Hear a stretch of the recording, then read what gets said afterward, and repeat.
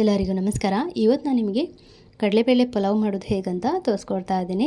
ದಿನ ಒಂದೇ ಥರದ ಪಲಾವ್ ಮಾಡಿ ಬೇಜಾರಾಗಿದ್ದರೆ ಈ ರೀತಿ ಒಂದ್ಸರಿ ಮಾಡಿ ನೋಡಿ, ತುಂಬಾ ಸಖತ್ತಾಗಿ ಟೇಸ್ಟಿಯಾಗಿರ್ತದೆ. ಸೊ ಇವತ್ತಿನ ವಿಡಿಯೋನ ಪೂರ್ತಿಯಾಗಿ ನೋಡಿ, ಫ್ರೆಂಡ್ಸ್ ಆ್ಯಂಡ್ ಫ್ಯಾಮಿಲಿಗೆ ಶೇರ್ ಮೂಲಕ ಸಪೋರ್ಟ್ ಮಾಡಿ. ಬನ್ನಿ ಇದನ್ನು ಹೇಗೆ ಮಾಡೋದು ಅಂತ ನೋಡೋಣ.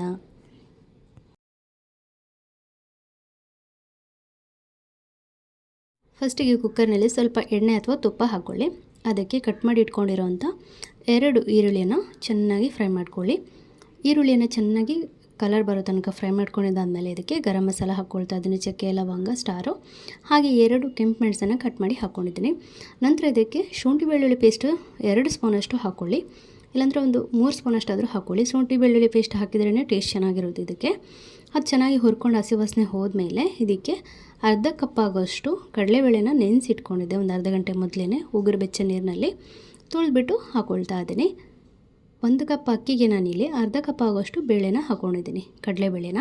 ಹೀಗೆ ಇದನ್ನು ಚೆನ್ನಾಗಿ ಹುರ್ಕೊಳ್ಳಿ. ನಂತರ ಇದಕ್ಕೆ ಒಂದು ಅರ್ಧ ಸ್ಪೂನಷ್ಟು ಜೀರಿಗೆ ಪುಡಿ, ನಂತರ ಸ್ವಲ್ಪ ಗರಂ ಮಸಾಲ, ಸ್ವಲ್ಪ ಧನಿಯಾ ಪುಡಿ, ಹಾಗೆಯೇ ಕಸ್ತೂರಿ ಮೆಥಿನ ಹಾಕ್ಕೊಂಡು ಫ್ರೈ ಮಾಡ್ಕೊಳ್ತಾ ಇದ್ದೀನಿ. ರುಚಿಗೆ ತಕ್ಕಷ್ಟು ಉಪ್ಪನ್ನು ಹಾಕಿ ಸ್ವಲ್ಪ ಇದನ್ನು ಹುರ್ಕೊಳ್ಳಿ.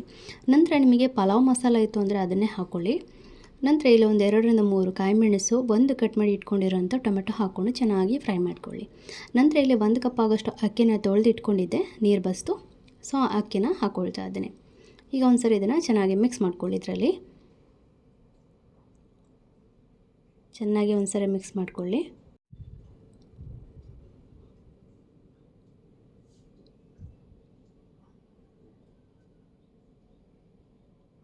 ಈಗ ಇದಕ್ಕೆ ನೀರನ್ನ ನಾನು ಬಿಸಿ ಮಾಡಿ ಇಟ್ಕೊಂಡಿದ್ದೆ. 2 ಗ್ಲಾಸ್ ನೀರನ್ನ ಬಿಸಿ ಮಾಡಿ ಹಾಕ್ಕೊಳ್ತಾ ಇದ್ದೀನಿ.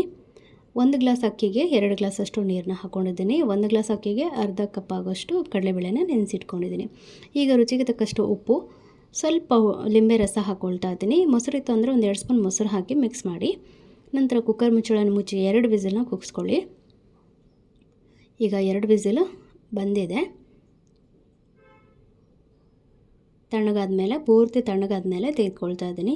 ನೋಡಿ, ಅಂದರೆ ಕುಕ್ಕರ್ ವಿಸಿಲ್ ಫುಲ್ ಬಿಡಬೇಕು.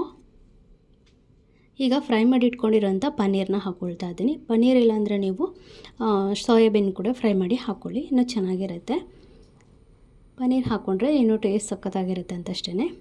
ಸೊ ನೋಡಿದ್ರಲ್ಲ ಕಡಲೆಬೇಳೆ ಪಲಾವ್ ಹೇಗೆ ಮಾಡೋದು ಅಂತ. ತುಂಬಾ ಈಸಿ ಮಾಡುವಂಥದ್ದು, ಟೇಸ್ಟ್ ಕೂಡ ಸಖತ್ತಾಗಿರುತ್ತೆ. ನೀವು ಕೂಡ ಒಂದ್ಸರಿ ಟ್ರೈ ಮಾಡಿ, ಮಕ್ಕಳ ಲಂಚ್ ಬಾಕ್ಸ್ಗೆ ನಿಮಗೆ ಕೂಡ ಮಾಡ್ಕೊಳ್ಬೋದು. ಸೊ ಇವತ್ತಿನ ಈ ರೆಸಿಪಿ ಇಷ್ಟವಾದರೆ ಫ್ರೆಂಡ್ಸ್ ಆ್ಯಂಡ್ ಫ್ಯಾಮಿಲಿಗೆ ಶೇರ್ ಮೂಲಕ ಸಪೋರ್ಟ್ ಮಾಡಿ.